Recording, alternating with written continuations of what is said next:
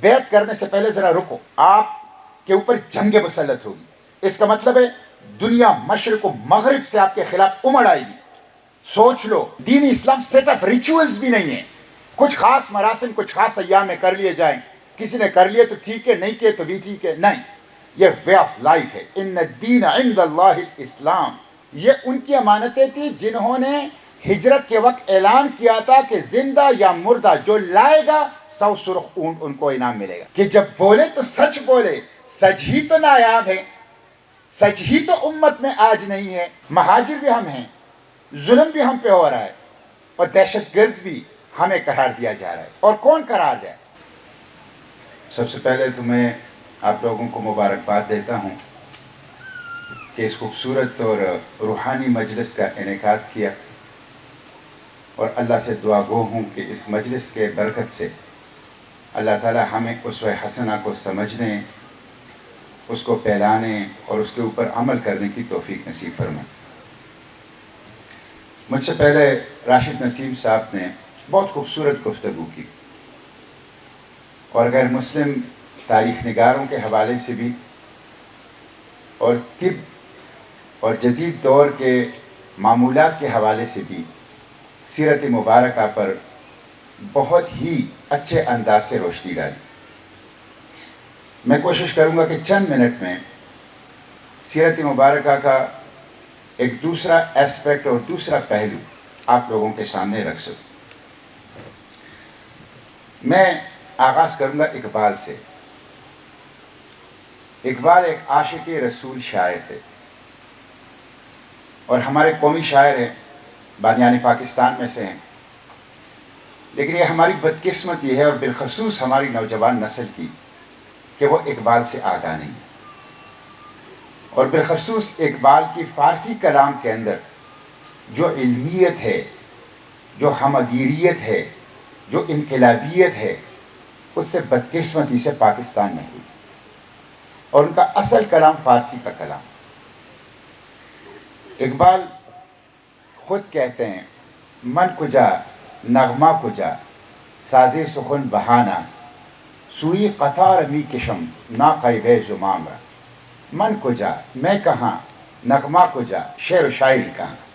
یہ تو ایک بہانہ ہے، میں تو دراصل اس شعر و شاعری کے ذریعے سے امت مسلمہ کی اونٹنی کو اس راستے پر لانا چاہتا ہوں جس کے اوپر اللہ کے پیغمبر صلی اللہ علیہ وسلم نے اس کو لگایا۔ تو گویا وہ کہتے ہیں کہ میری شاعری کا مقصد یہ ہے، اور ایک جگہ تو انہوں نے ایسی بات کی ہے کہ جو سچا عاشق رسول نہیں ہوگا وہ یہ بات نہیں کہہ سکتا۔ اپنے بارے میں اقبال نے ایک جگہ خود کہا ہے، اللہ سے دعا کی ہے، فارسی کلام کے اندر فرماتے ہیں، گر دلم آئینہ بے جوہرست ور بحرفم غیر قرآن مزمرست۔ اگر میرے دل کا آئینہ بے جوہر ہے، اس کے اندر صلاحیت نہیں ہے، ور بحرفم غیر قرآن مزمرست، اور میری شاعری میں قرآن کے علاوہ کوئی اور چیز ہے، روز محشر خوار و رسوا کن مرا بے نصیب از بوسہ پاکن مرا۔ تو اے اللہ، مجھے حشر کے روز رسوا ہونے کے لیے چھوڑ دیجئے، اور مجھے حشر کے روز شافع محشر کے پاؤں مبارک کے بوسے سے محروم کر دیجئے۔ تو یہ اقبال کی اپنی شاعری کے بارے میں۔ تو وہ ایک عاشق رسول شاعر ہیں، وہ خود کہتے ہیں، ایک دفعہ ایک شاعری میں ایک جگہ کہتے ہیں کہ شب بیش خدا بگرے استنزار مسلمانہ چرا زارند خوارم، کہ میں گزشتہ سب رو رہا تھا اللہ کے سامنے، اور فریاد اور گریہ کر رہا تھا کہ یہ مسلمان کیوں خوارزار ہے۔ ایک بہت اہم سوال ہے، ہمارے سامنے بھی ہیں، کہ 60 مسلم ممالک، 1 ارب 70 کروڑ آبادی، 80 لاکھ ریگولر آرمی، زبردست قسم کی اسٹریٹجک لوکیشن، غیر معمولی نیچرل ریسورسز، تو کیوں خوارزار ہے؟ مسلمانہ چرا زارند خوارم، یہ کیوں خوارزار ہے؟ تو جب میں یہ کہہ رہا تھا تو اقبال کہتے ہیں، ندا آمد نمی دانی کی ای قوم دل دارند و محبوب ندارند۔ تو ایک غیبی آواز آئی کہ کیا آپ کو علم نہیں ہے کہ یہ قوم دل رکھتی ہے لیکن اس دل میں اپنے محبوب کو گم کر چکے ہیں. یہ اپنے محبوب صلی اللہ علیہ وسلم کو گم کر چکے ہیں. تو اس لیے اگر حالت کو بدلنی ہے اپنی ذات کی، کردار کی، اپنے گھر کی، اپنی سماج کی، اپنے ملک اور اپنے امت کی، تو اللہ کے پیغمبر صلی اللہ علیہ وسلم کے اسوے سے وابستہ ہونے میں. یہ تو میں نے چند باتیں اپنے جو قومی شاعر ہیں اور جو ایک سچے عاشق رسول ہیں اقبال کے احساسات سیرت مبارکہ کے حوالے سے آپ کے سامنے رکھے. لیکن یہ سیرت دیکھیں، ایک ایسی جامعیت ہے اس کے اندر، ایسی کاملیت ہے اس کے اندر، ایسی ہمگیریت ہے اس کے اندر کہ جس پہ بات کرتے ہوئے بھی، جس کے اوپر سنتے ہوئے بھی، جس کے اوپر لکھتے ہوئے بھی، جس کے اوپر پڑھتے ہوئے بھی انسان سیر نہیں ہوتا. ظاہر ہے جس کو قرآن نے کہا ہے کہ وہ سراج منیرہ ہے، روشن چاند، روشن سورج جب چمکتا ہے تو اس کی روشنی ہر جگہ پہنچتی ہے، صحراؤں میں، دریاؤں میں، پہاڑوں میں، دشتوں میں، آبادیوں میں، دیہاتوں میں، شہروں میں. سورج کو آپ جس بھی زاویے سے دیکھتے ہیں آپ کو روشنی ملتی ہے. سورج کی روشنی کا احاطہ نہیں کیا جا سکتا. اسی طرح اللہ کے پیغمبر صلی اللہ علیہ وسلم کا اسوہ ہے. آپ جس پہلو سے دیکھیں گے آپ کو نور ملے گا، ہدایت ملے گی. آپ اس زندگی کا احاطہ نہیں کر سکتے، کسی ایک مجلس میں، کسی ایک کتاب میں بیان نہیں کر سکتے. آپ دیکھیں نا، 1400 سال سے لوگ اس پہ لکھ رہے ہیں، اپنے بھی لکھ رہے ہیں، غیر بھی لکھ رہے ہیں، مسلسل لکھ رہے ہیں، لیکن لکھنا ختم ہی نہیں ہوتا. اور لکھنا کیسے ختم ہوگا جب خود قرآن نے کہا ہے وَرَفَعْنَا لَكَ ذِكْرَكَ، ہم نے آپ کی خاطر آپ کے آوازے کو اور ذکر کو بلند کر دیا. جس کا ذکر اللہ بلند کرے اس ذکر کا احاطہ ممکن نہیں ہے. تو اس لیے تو 1400 سال سے یہ ممکن نہیں ہو سکا ہے. اس لیے میں زیادہ باتیں نہیں کروں گا، واعظ اور نصیحت کے طور پر چند باتیں کروں گا. اور میں ہرات گیا تھا.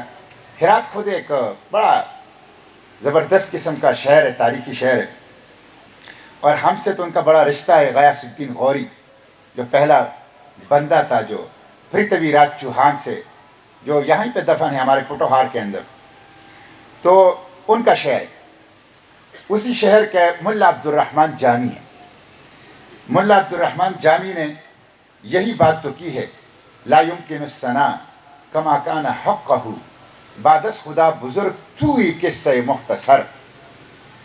یہ ممکن ہی نہیں ہے کہ اللہ کے پیغمبر صلی اللہ علیہ وسلم کے ذکر کا احاطہ کیا جائے. بس اس کائنات میں کائنات کے رب کے بعد بزرگ ترین ہستی اللہ کے پیغمبر صلی اللہ علیہ وسلم کی، تو ہم اس کا احاطہ نہیں کر سکتے.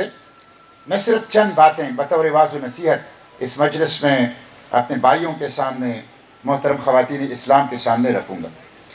پہلی بات تو یہ ہے کہ ہمارے لیے عشق رسول کیوں ضروری ہے. مسلمان کے دل میں سب سے طاقتور محبت اور عشق اپنے پیغمبر صلی اللہ علیہ وسلم کی ہوگی. یہ عشق رسول ہمارے لیے اس لیے ضروری ہے کہ اس کے بغیر ہماری ایمان کی تکمیل نہیں ہو سکتی. اگر ہم چاہتے ہیں کہ ہم مخلص مومن بنیں، کامل مومن بنیں، تو اس کے لیے ضروری ہو کہ ہمیں اپنی اولاد سے، والدین سے، اپنی کیریئر سے، اپنی خوابوں سے، اپنی آرزوؤں سے، اپنی تمناؤں سے، اپنی لیڈر سے، دنیا کی تمام چیزوں سے بڑھ کر محبت اپنے پیغمبر صلی اللہ علیہ وسلم سے. ایک امتی کے دل میں طاقتور شمع محبت کا وہ اپنے پیغمبر صلی اللہ علیہ وسلم. تو اس لیے یہ عشق رسول ہمارے لیے ضروری کہ یہ ہماری ایمان کی تکمیل کا ذریعہ ہے. قرآن نے ہمیں تعلیم دی ہے النبی اولا بالمؤمنین من انفسہم، مومن سب سے زیادہ، اپنی جانوں سے بھی زیادہ برتر اور محبت وہ اپنے پیغمبر صلی اللہ علیہ وسلم سے کرتے ہیں. اور خدا اللہ کے پیغمبر صلی اللہ علیہ وسلم نے فرمایا ہے کہ لا یؤمن احدکم حتی اکون احب الیہ من والدہ وولدہ والناس اجمعین. تمام انسانوں سے، اولاد سے، والدین سے بڑھ کر محبت اپنے پیغمبر صلی اللہ علیہ وسلم سے. تو سب سے پہلی بات تو یہ ہے. اس لیے ہمیں اپنے دل کا جائزہ لینا چاہیے اور ہر وقت جائزہ لیتے رہنا چاہیے کہ اس دل میں طاقتور محبت اور عشق اپنے پیغمبر صلی اللہ علیہ وسلم. یہ تو پہلی بات. دوسری بات یہ ہے کہ یہ جو محبت اور عشق ہے اس کا تقاضا کیا ہے.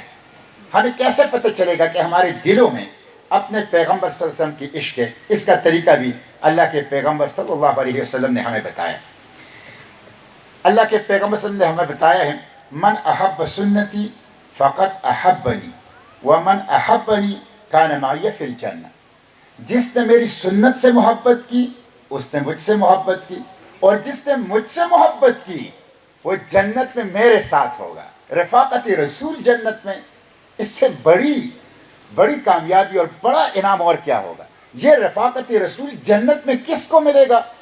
من احب سنتی، جس نے میرے طریقے سے محبت کی، میرے مشن سے، میرے مقصد سے، میری نسب العین سے، اس کام سے جو کہ میں لایا ہوں، تو اس نے مجھ سے محبت کی. تو عشق ہے اگر آپ ناپنا چاہتے ہیں تو اس کا طریقہ یہ ہے کہ اللہ کے پیغمبر صلی اللہ علیہ وسلم کے مشن، ان کے اسوہ حسنہ کے اوپر کتنا عمل میں کر رہا ہوں.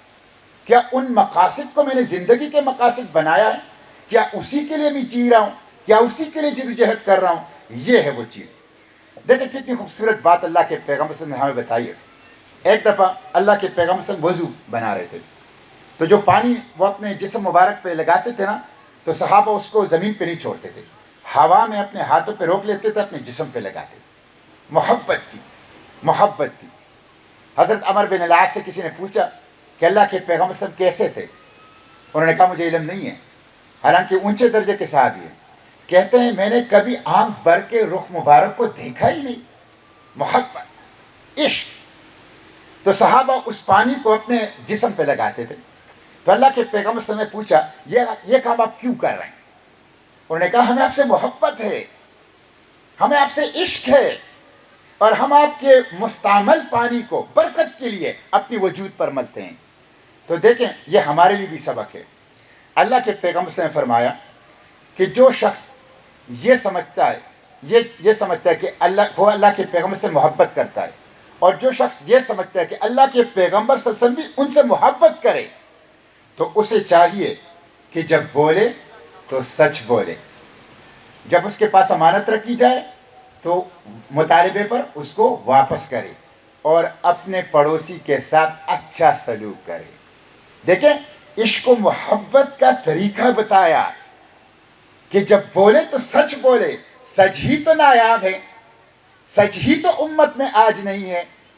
اور جب اس کے پاس امانت رکھی جائے تو مطالبے پر وہ امانت واپس کی جائے. یہی تو ہے صادق، یہی تو ہے امین، یہی صداقت اور یہی امانت تو آج ہونا کا ہے، آج نایاب ہے.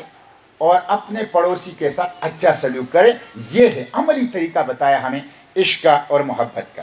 تو یہ دوسری چیز ہے کہ عشق اور محبت صرف لپ سروسز نہیں ہے، زبانی جمع خرچ نہیں ہے، بلکہ یہ اس مشن کو، اس مقصد کو، اس نسب العین کو اپنی روح کے اندر اتارنا، اپنی شخصیت کے اندر جذب کرنا، اسی کے لیے جینا اور اسی کے لیے سب کچھ حاضر کرنا، یہ اس کا تقاضا کرتا ہے. یہ دوسری بات. اب تیسری بات میں آتا ہوں کہ یہ جو عشق ہے یہ تو ہم سے تقاضا کرتے ہیں اتباعی مشن کا، اتباعی مقصد کا. تو یہ مشن اور مقصد کیا تھا؟ قرآن نے ہمیں بتایا کہ اللہ کے پیغمبر صلی اللہ علیہ وسلم اس لیے آئے تھے اس دنیا میں ان اقیم الدین، کہ دین کو قائم کر. قرآن ہمیں بتاتا ہے کہ اللہ کے پیغمبر صلی اللہ علیہ وسلم اس لیے دنیا میں آئے تھے لیظہرہ علی الدین کلہ، کہ اس دین کو امام، حکمران، مقتدر، رہنما، پیشوا بنائے.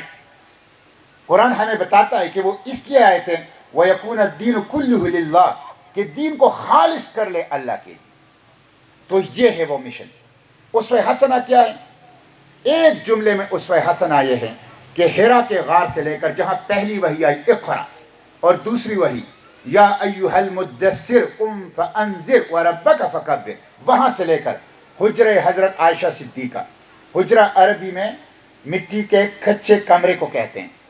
حجرہ حضرت عائشہ صدیقہ رضی اللہ عنہا، کہ جہاں آپ بیمار ہوئے، جہاں آپ کی وصال ہوئی، جہاں آپ کی تدفین ہوئی، وہاں تک جو پوری زندگی ہے وہ عبارت ہے دین کے قیام اور دین کے غلبے سے. یہ ہے، یہ مشن ہے. اس مشن کو اپنانا یہ ہے عشق مصطفیٰ کا تقاضا، یہ ہے محبت رسول کا تقاضا. دعوت و ارشاد بھی اس کے لیے ہے. تربیت و تزکیہ بھی اس کے لیے ہے، ہجرت و جہاد بھی اس کے لیے ہے، اور اسلامی حکومت کے قیام بھی اس کے لیے ہے کہ دین قائم ہو جائے اور دین غالب۔ اور دین اسلام یہ ڈوگما نہیں ہے، کوئی رکھے تو بھی اچھی بات ہے، نہ رکھے تو کوئی مسئلہ نہیں۔ دین اسلام سیٹ آف ریچولز بھی نہیں ہے، کچھ خاص مراسم کچھ خاص ایام میں کر لیے جائیں، کسی نے کر لیے تو ٹھیک ہے، نہیں کیے تو بھی ٹھیک ہے، نہیں، یہ وے آف لائف ہے۔ ان الدین عند اللہ الاسلام، زندگی کا وہ طریقہ جو اللہ کی طرف سے آیا ہے، اللہ کے پیغمبر صلی اللہ علیہ وسلم کے ذریعے سے آیا ہے، جس کی تفصیلات قرآن و سنت ہے، جس کا نام اسلام ہے، یہ وے آف لائف، جو عقیدے، کردار اور شخصیت، خاندان، سماج اور سماج کے دائروں، ریاست، سیاست، مملکت اور حکومت اور بین الاقوامی تعلقات تک پوری انسانی انفرادی اور اجتماعی زندگی کا احاطہ کرتا ہے، یہ ہے الدین، یہ ہے الدین۔ اس دین کو قائم کرنا اور اس کو غالب کرنا، یہ تھا اللہ کے پیغمبر صلی اللہ علیہ وسلم کا مشن، اور یہ امتی کی حیثیت سے ہمارا فرض ہے۔ میں صرف آپ کو ایک واقعہ بتاتا ہوں۔ دعوت و ارشاد، تربیت و تزکیہ، جہاد و ہجرت، یہ سب اس کے لیے تھے، اسلامی حکومت کا قیام بھی اس کے لیے تھا۔ میں صرف ہجرت کے اوپر ایک بات کر کے اور ایک اسلامی حکومت کے قیام پہ اپنی گفتگو سمیٹتا ہوں۔ ہجرت سب سے بڑا واقعہ انسانی تاریخ کا۔ ہجرت سے پہلے دنیا کچھ اور تھی، ہجرت کے بعد دنیا کچھ اور بن گئی۔ یہ ہجرت آپ کو پتہ ہے کیسے ہوئی؟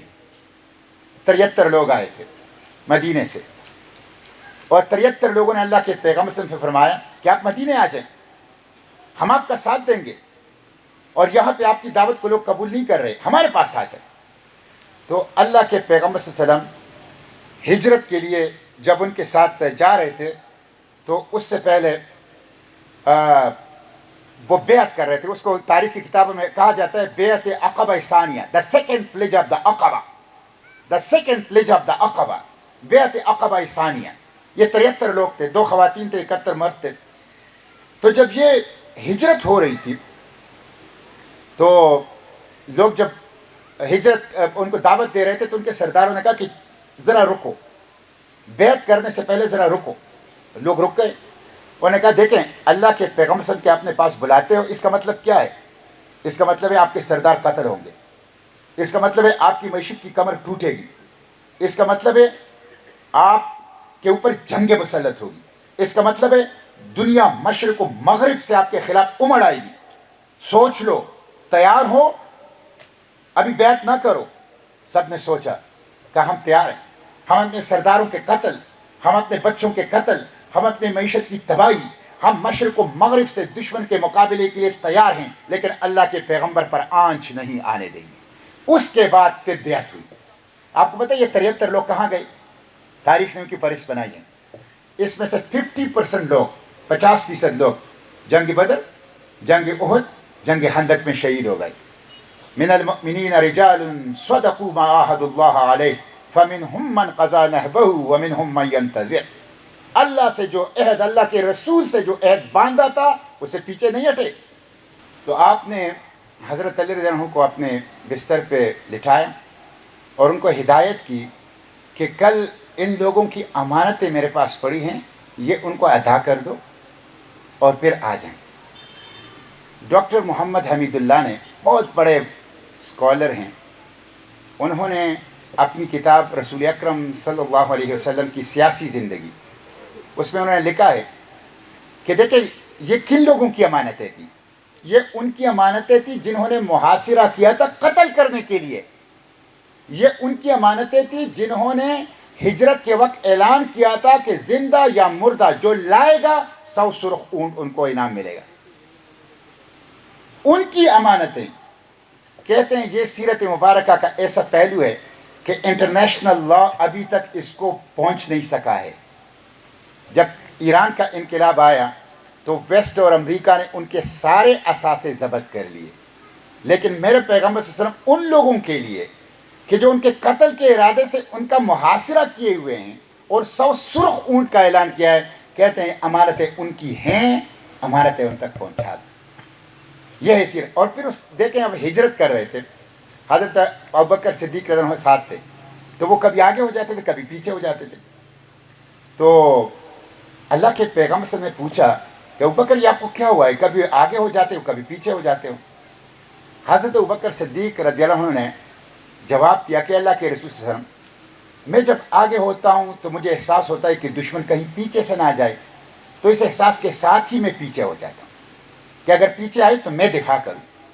جب پیچھے ہو جاتا ہوں تو پھر دل میں خیال آتا ہے کہ دشمن کہیں آگے سے نہ آ جائے، تو اس احساس کے ہوتے ہی میں فوراً آپ کے آگے آ جاتا ہوں۔ دیکھیں، آگے سے اور پیچھے سے اور دائیں سے اور بائیں سے اپنے پیغمبر کی دفاع کرنا، یہ ہے محبت۔ آج پیغمبر تو ہمارے درمیان نہیں ہیں، ان کا دین تو ہے، جو دین انہوں نے ہمیں چھوڑا تھا، جس دین کے لیے انہوں نے اس کا آگے سے اور پیچھے سے اور دائیں سے اور بائیں سے اس کا دفاع کرنا، اس کے اوپر عمل کرنا، وہ اپنے بچوں کو منتقل کرنا، اس کا راج قائم کرنا، یہ ضرورت ہے۔ آخری بات میں یہ کروں گا کہ دیکھیں، یہ جس طرف راشد صاحب نے اشارہ کیا کہ اللہ کے پیغمبر صلی اللہ علیہ وسلم نے اسلامی حکومت قائم کی اور خلفائے راشدین ان کا تسلسل تھے۔ یہ جو کہا جاتا ہے کہ حکومت روحانیت کے خلاف ہے، سیاست روحانیت کے خلاف ہے، یہ درست نہیں ہے۔ سیاست اور مملکت اور حکومت اسلام کے نقطہ نظر سے عین روحانیت ہے، اور اسی وجہ سے ہم دیکھتے ہیں کہ جلیل القدر انبیاء قرآن پاک میں وہ عظیم الشان سلطنتوں کے مالک تھے۔ حضرت سلیمان علیہ السلام، حضرت یوسف علیہ السلام، حضرت داؤد علیہ السلام، اور خود اللہ کے پیغمبر صلی اللہ علیہ وسلم نے ایک ایسی سلطنت کی بنیاد رکھی جو 1000 سال تک دنیا کی امام ہے۔ تو یہ روحانیت کے خلاف نہیں ہے، یہ قرآن کا حکم ہے، انبیاء کا طریقہ ہے اور عین روحانیت ہے۔ اور یہ خلفائے راشدین تسلسل تھے۔ تاریخ نگاروں نے 30 ایسے کبار صحابہ کے نام لکھے ہیں جو اتنے بڑے صوبوں کے گورنر تھے جتنے کہ آج ہمارا ملک ہے۔ لیکن یہ حکومت کس لیے ہوتی ہے، یہ اللہ کے پیغمبر صلی اللہ علیہ وسلم نے ہمیں بتایا۔ حضرت ابو ہریرہ فرماتے ہیں کہ ایک دفعہ میں مسجد نبوی میں آ گیا تو اللہ کے پیغمبر صلی اللہ علیہ وسلم بیٹھ کے نماز پڑھ رہے تھے۔ میں نے پوچھا، اے اللہ کے رسول صلی اللہ علیہ وسلم، کیا آپ بیمار ہیں؟ کیا آپ کو کوئی مرض لاحق ہے؟ کہتے ہیں کہ اللہ کے پیغمبر صلی اللہ علیہ وسلم نے فرمایا کہ نہیں ابو ہریرہ، بیمار نہیں ہوں، مجھے بھوک ہے، بھوک، اور بھوک کی وجہ سے میرے جسم میں اتنی طاقت نہیں ہے کہ میں کھڑے ہو کے اپنے رب کی عبادت کر سکوں۔ سیرت نگار کہتے ہیں کہ منوں کے حساب سے چاندی آتی تھی، اسے ظہر اور عصر کے درمیان تقسیم کر لیا جاتا تھا۔ سیروں کے حساب سے سونا آتا تھا، اسے عصر اور مغرب کے درمیان تقسیم کر دیا۔ چاندی بھی تھا، سونا بھی تھا، درہم بھی تھے، دینار بھی تھے، اپنی ذات کے لیے نہیں، اپنی فیملی کے لیے نہیں، امت کے لیے تھے، پبلک کے لیے تھے، عوام کے لیے تھے۔ یہ ہے اسلامی حکومت۔ اس اسلامی حکومت کی بنیاد ڈالی اللہ کے پیغمبر صلی اللہ علیہ وسلم نے، اور حکمران رہے، اور ان کے بعد حضرات صحابہ کرام رضوان اللہ علیہم اجمعین نے اسی حکومت کو قائم کیا۔ دیکھیں، آج اگر قرآن پاک کی بے حرمتی ہوتی ہے، قرآن کے خلاف ایک اعلان جنگ ہے، آج اگر اللہ کے پیغمبر صلی اللہ علیہ وسلم کے ناموس محاصرے میں اسٹیٹ پالیسی ہے، بہت سے ممالک کی اسٹیٹ پالیسی ہے، یہ آج اگر برقع نشان بن رہا ہے، آج اگر مسجد نشان بن رہا ہے، یہ ساری چیزیں یہ بتا رہی ہیں۔ آج اگر ہمارے اپنے ممالک میں ہم اپنے نکاح کے ادارے کو، شادی کے ادارے کو، خاندان کے ادارے کو، شرم و حیا کو بچانے میں مشکل ہمیں پیش آ رہی ہے، اس کی وجہ ہے کہ کہیں پہ اسلامی حکومت نہیں، مسلمان ہیں، اسلام کی حکومت نہیں ہے۔ اور یہ اسلام کی حکومت کا قیام یہ فرض عین ہے، اور یہ اللہ کے پیغمبر صلی اللہ علیہ وسلم کا اسوہ ہے۔ اللہ کے پیغمبر صلی اللہ علیہ وسلم نے ہمیں یہ نہیں بتایا کہ یہ جو تعلیم ہے کہ جو کیسر کا ہے وہ کیسر کو دو، اور جو پوپ کا ہے وہ پوپ کو دو۔ یہاں کیسر اور پوپ کی کوئی تقسیم نہیں ہے، یہاں سب کچھ اللہ اور اس کے رسول کا ہے۔ اللہ کے پیغمبر صلی اللہ علیہ وسلم نے ہمیں یہ نہیں بتایا کہ مسجد و مدرسہ، ممبر و محراب اور درس و تدریس کے حلقے میں اسلام ہوگا، اور باہر کی دنیا کیسر و کسرا اور لات اور منات اور عزا اور حبل اور ابو جہل اور ابو لہب کے حوالے ہوگی، نہیں۔ وَكَلِمَةُ اللَّهِ هِيَ الْعُلْيَا یا ایھا الذین آمنوا ادخلوا فی السلم کافہ، ہر جگہ اللہ کی راج ہوگا، اللہ کی کلمے کا راج ہوگا۔ تو یہ ضرورت ہے۔ آج امت کے مسائل کا حل اس میں ہے کہ مخلص قیادت ہو، صالحین ہوں، نیک ہوں، قرآن و سنت سے واقف ہوں، اسلام کے علمبردار ہوں، اور عشق مصطفیٰ سے سرشار لوگ وہ ریاست، سیاست، مملکت اور سلطنت کے چابیوں پر تسلط حاصل کریں۔ تو امت غریب نہیں رہے گی، امت غربت میں نہیں رہے گی۔ شرم آتی ہے امت کی غربت دیکھ کے، شرم آتی ہے امت کی ناخواندگی، یہ ہم پر امپوز کی گئی ہے، یہ ہم پر مسلط کی گئی ہے۔ شرم آتی ہے کہ آج امت کے خواتین اور بچے مہاجر ہیں، مہاجر بھی ہم ہیں، ظلم بھی ہم پہ ہو رہا ہے، اور دہشت گرد بھی ہمیں قرار دیا جا رہا ہے۔ اور کون قرار دے؟ وہ لوگ دہشت گرد قرار دیں جنہوں نے پہلی جنگ عظیم میں 2 کروڑ انسانوں کو قتل کیا، دوسرے میں 3 کروڑ انسانوں کو قتل کیا، جنہوں نے انقلاب فرانس میں 66 لاکھ افراد کو قتل کیا، اور جنہوں نے انقلابی روس کے اندر 1 کروڑ انسانوں کو سائبیریا بھیج دیا، وہ ہمیں کہتے ہیں تم لوگ دہشت گرد ہو۔ تو یہ وجہ یہ ہے کہ کوئی اسلامی حکومت نہیں ہے، ایک اسلامی ریاست نہیں ہے، اور یہ اللہ کے پیغمبر صلی اللہ علیہ وسلم کا مشن ہے کہ اس کے لیے کوشش کی جائے۔ تو یہ چند باتیں میں نے اپنی محدود علم، مختصر معلومات کے مطابق بطور وعظ اور بطور نصیحت آپ لوگوں کے سامنے رکھی۔ اللہ تعالی ہمیں عمل کی توفیق دیں۔ وآخر دعوانا ان الحمد للہ رب العالمین۔